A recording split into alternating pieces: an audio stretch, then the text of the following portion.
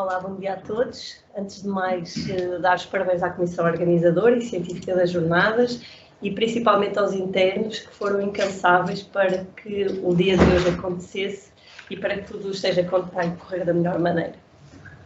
Ainda não está. Portanto, estamos antes do almoço, vamos ver se tornamos aqui a apresentação agradável para depois podermos então ir almoçar.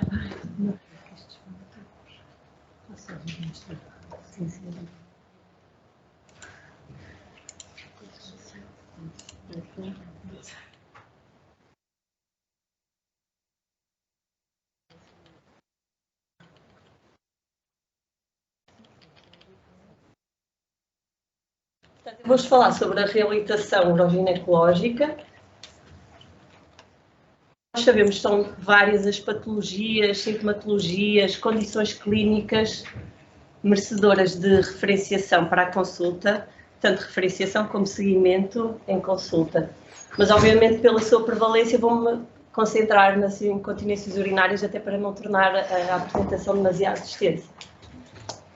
Sabemos que, para que exista continência urinária, é necessário uma série de condições que estejam presentes, nomeadamente termos um esfíncter uretral que seja eficiente, que seja capaz, que contenha a nossa urina. Por outro lado, precisamos que exista um suporte da uretra eficaz, e isso é dado pelos músculos do pavimento pélvico, eles são vários, mas os principais, obviamente, são os elevadores do ânus e é naqueles que nós nos centramos em reabilitar. Para além disso, obviamente, temos que ter uma acomodação vesical adequada e uma boa captação e selagem da mucosa uretral. Quando isto não acontece, obviamente vamos ter um quadro de perda involuntária de urina. De acordo com a ICS, a International Continence Society, existem diversos tipos de incontinência urinária. Isto é importante referir, porque normalmente nós estamos habituados a falar sobre a incontinência urinária de esforço e de urgência, mas existem várias. Obviamente que eu aqui hoje vou-me centrar em diferenciar de esforço e a de urgência, porque são aquelas que são mais prevalentes, têm maior incidência, e vamos falar um bocadinho na sua definição, estratégias de tratamento das mesmas.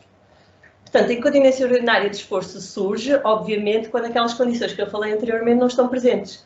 Nomeadamente, quando temos um esfíncter urinário que é incapaz de conter a minha urina e quando tenho os músculos do pavimento pélvico também fracos que não conseguem dar suporte à minha uretra.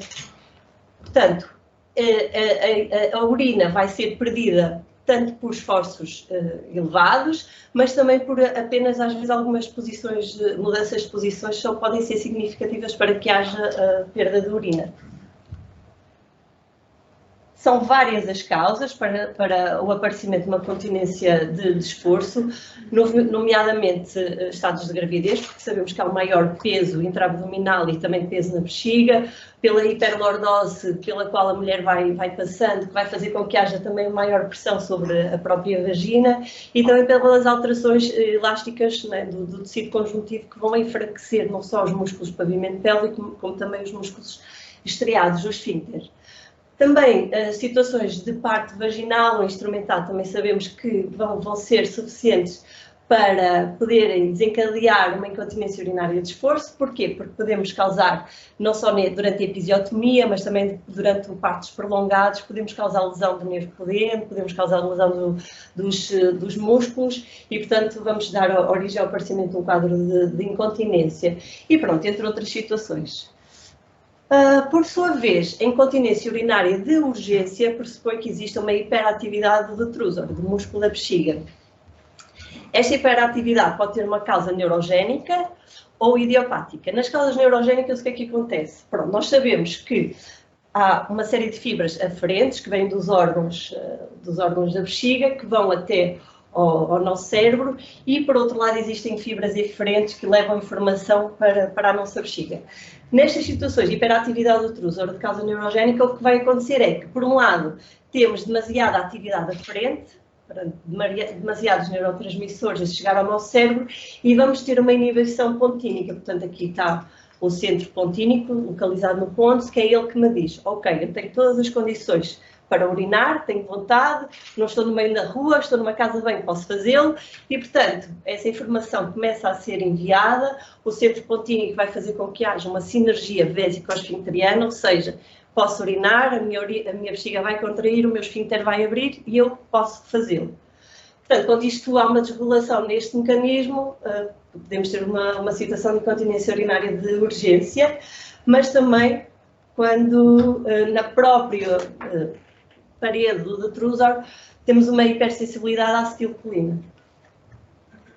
Aqui vamos ter, obviamente, sintomas de armazenamento, que são diferentes dos sintomas de esvaziamento. Aqueles sintomas de esvaziamento são sintomas em que eu tenho um peso na bexiga, tenho um jato que é lento, que é fraco, tenho uma sensação de esvaziamento incompleto, tenho tenesmos. Aqui, obviamente, vou ter sintomas de armazenamento, que são sintomas de poliúria, noctúria e de urgência, aquela sensação que eu quero muito urinar e não consigo controlar e acabam por perder. Por exemplo, quando nós também temos muita vontade de ir à casa de banho e estamos a chegar a casa, a abrir a porta, quase que já não conseguimos controlar. Pronto, isso é uma situação de urgência e nestes doentes eles não conseguem controlar e acabam por perder. Como em todas as consultas, a consulta de reabilitação uroginecológica obviamente pressupõe uma anamnese, só que aqui com algumas diferenças, porque nós queremos perceber se existem antecedentes que contribuam para aquela situação. Vamos questionar o nosso doente acerca do diário miccional, porque é ele que também já nos vai dar um padrão do quadro. O diário miccional pressupõe então que o doente faça um registro detalhado daquilo que ingere, do seu débito urinário, do número de perdas que tem por dia. Questionamos acerca, obviamente, dos sintomas de armazenamento e esvaziamento, porque eles também já nos começam a direcionar para que tipo de incontinência que nós temos. E o exame objetivo, obviamente que aqui é um bocadinho mais específico, porque nós vamos inspecionar, vamos fazer um exame uroginecológico, vamos perceber, portanto, se temos alguma atrofia dos lábios, da pele, se temos algumas escoriações, presença de eritema, de alguma irritação, se temos presença de prolapsos de órgãos pélvicos, desculpa. E, para além disso, fazemos uma série de testes específicos, podem ser feitos com a bexiga cheia ou com a bexiga esvaziada. Um deles, com a bexiga cheia, é o stress test, que consiste em nós pedirmos ao doente para tossir e vamos verificar se existe perda de urina. O Boni test é semelhante, só que nós vamos, portanto, fazer uma elevação da uretra com os nossos dedos e vamos perceber se conseguimos fazer uma selagem e o doente, quando tosse, vamos ver se ele perde ou não urina, é imitar um bocadinho depois o string, que é colocado. O PAD test é um teste um bocadinho mais específico, que pressupõe uma série de passos em que vamos pedir ao doente que urine 2 horas antes do teste, depois que ingira meio litro de água 1 hora antes do teste, e iniciamos o teste verificando o volume residual, o volume vesical, desculpem, tem que estar dentro dos 250 ml. Depois vamos pedir ao doente que faça uma série de atividades e no fim vamos verificar se temos o mesmo volume dentro da bexiga ou se ele perdeu durante estas atividades. Os testes com a bexiga vazia, um deles, o principal, é o teste de cotonete, em que nós introduzimos um cotonete estéril na uretra e vamos verificar se o ângulo que o cotonete faz é superior a 30 graus. Se for, podemos estar perante um quadro de hipermobilidade uretral. Depois avaliamos o tónus, a força muscular, através da aplicação da escala de Oxford modificada, e isto vai ser muito importante para caracterizarmos o tipo de fraqueza dos nossos músculos pélvicos, porque depois vai ser perante esses níveis que nós também vamos diferenciar o nosso programa, orientar para diferentes atuações. Como em todas as outras consultas e todas as outras áreas, temos uma série de exames complementares de diagnóstico que são pedidos quando nós, obviamente, temos dúvidas ou queremos também avaliar a progressão do quadro, a progressão da nossa intervenção. O historiodinâmico, tal como a doutora Arminda disse, é pedido quando temos um quadro de bexiga neurogénica, mas também nestas situações quando temos um caso de urgência em que queremos não só confirmar o nosso diagnóstico ou fazer um diagnóstico, mas também perceber se a farmacologia, se o tratamento que estamos a fazer está a ser eficaz. E nos casos de urgência de esforço, portanto, são naquelas mulheres ou homens que não melhoram com o programa que nós implementamos, então aí pedimos um estudo para verificar se não nos está a falhar, a escapar nada. O tratamento engloba não só o ensino de estratégias de alteração de estilo de vida, como também um programa que pressupõe terapia manual e instrumentada, mas também tratamento farmacológico. A quem é que nós propomos este programa? Obviamente, todas aquelas mulheres que estão numa situação de tratamento, insuficiência de esforço, durante a gravidez, ou para prevenção ou no pós-parto, mas também todas as mulheres que tenham já, obviamente, uma situação de incontinência urinária de esforço, de urgência mista, ou então nas situações de prolapso, não só para redução dos graus mais iniciais, mas também para tratamento pré e pós-cirúrgico, para programar. Portanto, as medidas de educação, a alteração do estilo de vida são várias. Quero só realçar aqui a do treino vesical em situações de urgência, em que nós vamos pedir ao doente que cada vez consiga reter um bocadinho mais a libertação da urina no momento de urgência. Isso através, obviamente, de um sinistro de estratégias que eu já vou referir a seguir. E esse tempo de contenção vai sendo gradualmente, progressivamente maior. Relativamente ao fortalecimento dos músculos do pavimento pélvico, tal como eu vos disse, os principais são os elevadores de Lange. Aqui nós queremos não só melhorar a força desses músculos, como também a sua hipertrofia, mas também a resistência à fadiga. E melhorar depois a rapidez na contração, a rapidez na resposta, que vai ser muito importante naquelas situações de incontinência de urgência. Como é que isto se processa? Portanto, uma primeira fase, o que nós vamos pretender é que o doente seja capaz de identificar quais são os músculos que tem que contrair. Portanto, ele tem que perceber que não são nem os músculos gueiros, nem os músculos dos adutores, nem os abdominais. São aqueles músculos que, quando nós estamos na casa de banho e queremos começar a urinar, se prendermos, se contermos a saída da urina, são precisamente esses músculos que têm que ser contraídos. Todos os outros só vão atrapalhar o programa. E depois vamos ensinar a que ele tenha contrações cada vez mais intensas, intensidade máxima e cada vez mais sustentadas no tempo. Começamos por alguns segundos de contenção, de contração rápida, em que se pressupõe um tempo de repouso que seja o dobro do tempo de contração. Vamos fazendo isso até 10 vezes e o programa vai progredindo assim. O doente vai fazendo isso em várias posições diferentes, simulando um bocadinho depois aquilo que vai acontecer no dia-a-dia. Deitado, sentado, em pé. E a última fase do programa depois é a transposição para a vida, para o dia-a-dia, não é? Para que ele depois seja capaz de fazer estas estratégias nas suas atividades diárias. Sabemos que isto é o tratamento de primeira linha, recomendação nível A, que melhora não só as fibras tipo 2, mas também as fibras tipo 1, as de resistência à fadiga, e que cerca de 3/4 das doentes acabam até por melhorar, ou mesmo resolver a situação de incontinência. Outra das estratégias que temos a nosso dispor é o biofeedback. O visual é muito útil, porquê? Porque a mulher está a ver, são programados diferentes tipos de treinos e a mulher está a ver, portanto, à medida que está a contrair o músculo, está a ver o desenho que está a ser realizado e tu percebes mesmo se está a contrair corretamente ou não. E este tipo de técnica, de instrumento que temos ao nosso dispor, é utilizado para doentes, lá está, que têm uma força muscular dos elevadores de Lange menor ou igual que 3 e permite não só melhorar a intensidade da contração, mas também a sua duração e a rapidez, que vai ser importante nas situações de urgência. Por outro lado, também temos a estimulação elétrica ao nosso dispor. Ela é feita endovaginal, quando queremos estimular o nervo pudendo, em situações de incontinência de esforço, ou então, e também o nervo, o tibial posterior, quer de forma percutânea, quer de forma transcutânea. Porquê? Porque nós sabemos que isto é um nervo misto, não é? Que tem raízes no peito sagrado. E o que nós vamos querer fazer é uma modulação das raízes sensitivas nas situações de urgência.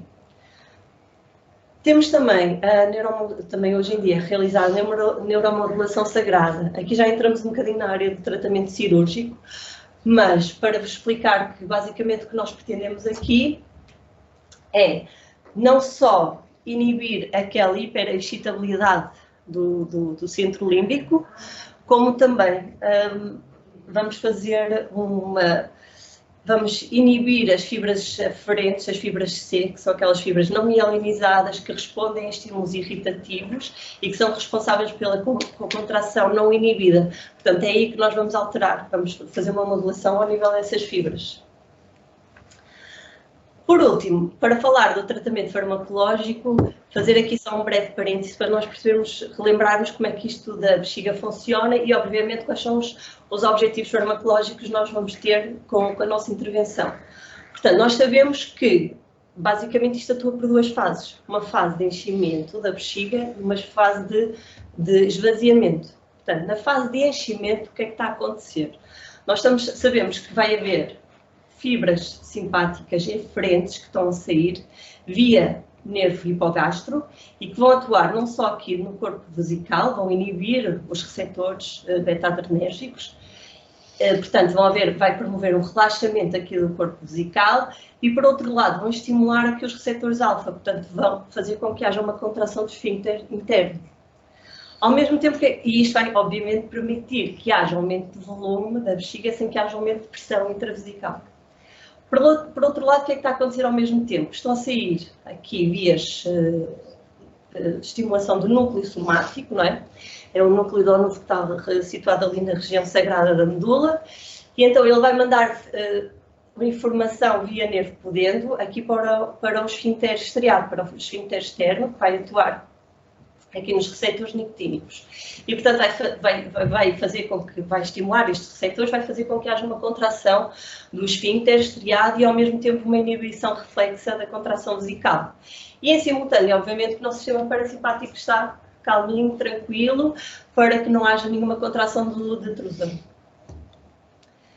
Na fase de esvaziamento, acontece o contrário, portanto, a minha bexiga enche, começam a ser enviados sinais para o meu cérebro a dizer que eu estou com vontade de urinar, o meu córtex frontal e límbico diz-me ok, tenho condições, posso fazê-lo, o meu centro pontínico diz ok, vamos cá controlar o esfíncter com a vesícula, e a vesícula começa a contrair e o esfíncter começa a relaxar. E como é que isto acontece? Obviamente vai acontecer o oposto, vai haver uma inibição do centro somático, e, portanto, vai haver uma abertura do esfíncter estriado e uma interrupção, obviamente, da contração vesical. Muito importante, obviamente, vai haver uma estimulação do simpático via nervo pélvico, aqui para os receptores muscarínicos que estão no detrusor, e, portanto, vai começar a haver uma contração do detrusor. E, em simultâneo, obviamente, uma inibição simpática, para que haja um relaxamento do esfíncter liso. E, então, aí, obviamente, que eu consigo fazer uma micção eficaz e sem que fique contido volume no seu interior, no interior da vesícula, da bexiga. Portanto, quando eu atuo farmacologicamente, eu tenho que ter presente isto, quais são os receptores, onde é que eu quero atuar, o que é que eu quero fazer, e obviamente que isto aqui está mal, porque numa situação de incontinência e de urgência tem uma hiperatividade do detrusor, portanto o que eu tenho é uma baixa compliance vesical e uma baixa capacidade vesical. O que eu pretendo é o contrário, não é? Portanto, o que eu vou pretender é com os antimuscarínicos, portanto, atuar a nível da inibição dos receptores muscarínicos. Existem essencialmente dois fármacos utilizados, ou então o que eu pretendo também é atuar aqui nos receptores, aqui obviamente nos receptores beta-adrenérgicos. Também se utiliza a toxina botulínica intravesical para diminuição de tónus e aumento da compliance vesical. Incontinência urinária de esforço, obviamente que as estratégias farmacológicas, pelo que nós percebemos como é que isto atua, não são assim fantásticas. O que é mais utilizado é o estrogênio tópico nas mulheres pós-menopausa. Portanto, resumindo, tenho dois tipos principalmente de incontinência, não são os únicos, já percebemos, mas são aqueles que são mais comuns. Na incontinência urinária de esforço, a primeira linha de atuação é a alteração de estilo de vida, mas associado com um programa de fortalecimento dos músculos do pavimento pélvico. Depois posso fazer recurso do biofeedback, se tiver uma força muscular pela escala de Oxford modificada igual ou inferior a 3, ou posso utilizar a estimulação elétrica, que tal como eu já expliquei é não vaginal, quando tem uma força muscular igual ou inferior a 2. E o estrogênio fica para ser utilizado nas mulheres pós-menopausa.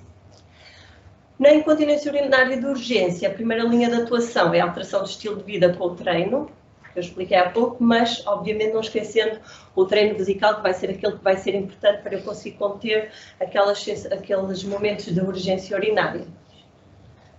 E a estimulação do tibial, tal como eu também já vos expliquei, a nível de modulação das fibras sensitivas, associado também com o fortalecimento muscular e com o treino vesical. O tratamento cirúrgico que existe é diverso, não era o objetivo desta apresentação. Espero que tenha sido minimamente elucidativo. Se tiverem questões, agora é o momento, não é?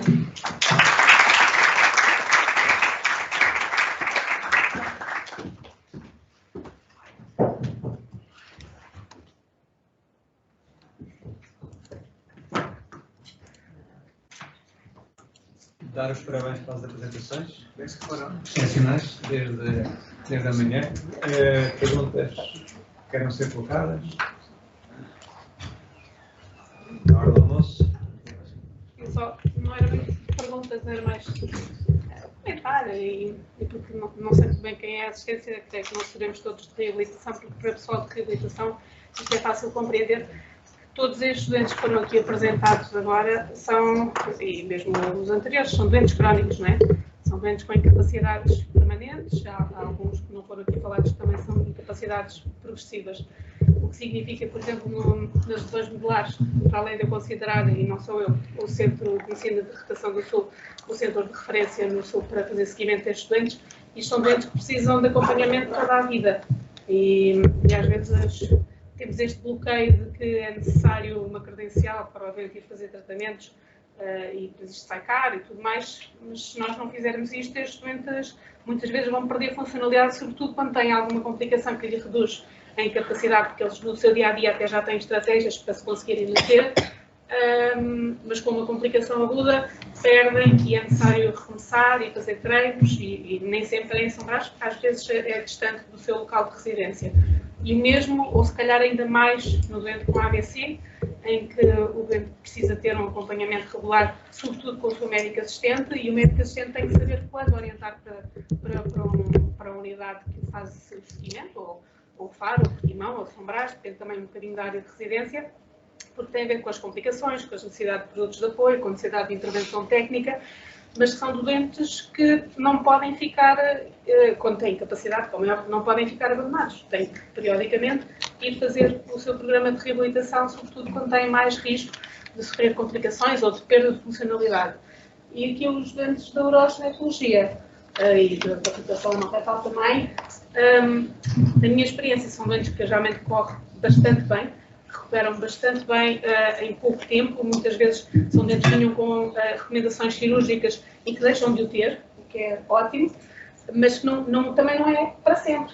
Isto são doentes que aguentam, fazem, por exemplo, 10 sessões, aguentam 1, 2, 3 anos no máximo e depois precisam outra vez de voltar a fazer. E ter um bocadinho de recordar esta necessidade. E só uma curiosidade em relação ao PAT test, nós agora podemos fazê-lo com ecógrafo, mas ele originalmente, e é daí o nome dele, era feito com a medição do peso do penso ou da fralda, porque era lá que estava o volume eliminado ou perdido durante as manobras e gostei muito, acho que as apresentações foram fantásticas, foram uma excelente revisão e espero que fiquem disponíveis para, quando eu tenho dúvidas, poder ir lá espreitar.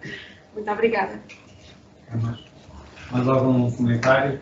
Aqui uma pergunta para a doutora Avenida em relação às lesões medulares e alguns quadros de neuropática também, alguns podem ter dor regional complexa. Não tenho ideia do tratamento é o mesmo que se faz habitualmente, tipo de tratamento de programa de reabilitação faz especificamente para esses doentes que possam ter isso. Naquele quadro da classificação, como eu disse, eles resolveram colocar tudo o que seja dor possível, independentemente da lesão medular. E esse é um dos fatores. Quer dizer, o síndrome regional complexo pode ser associado à lesão medular do membro superior, mas às vezes é uma coisa paralela, não tem nada a ver com a lesão medular. O tratamento é exatamente o mesmo, não há aqui nada diferente. Aqui, aquela situação do campaign dá sempre o privilégio da pregabalina em relação à gabapentina. É por isso que eu começo sempre a pregabalina, ao contrário de muitos colegas que começam sempre pela gabapentina. Uma coisa irritante é quando eu vou prescrever no sistema informático do hospital que tenho que fazer uma justificação como se a pregabalina fosse um fármaco de outro mundo, que eu uso há 15 anos, não é? Irrita-me isso. Como se não fosse uma decisão do médico de fazer a prescrição do fármaco que considera mais eficaz para aquela situação, e neste momento até é uma guideline. Ok. Mais comentários, questões? Temos ainda 15 minutos. Não sei se querem passar para o almoço. Terminamos por aqui então agora o pausa para o almoço. Não é?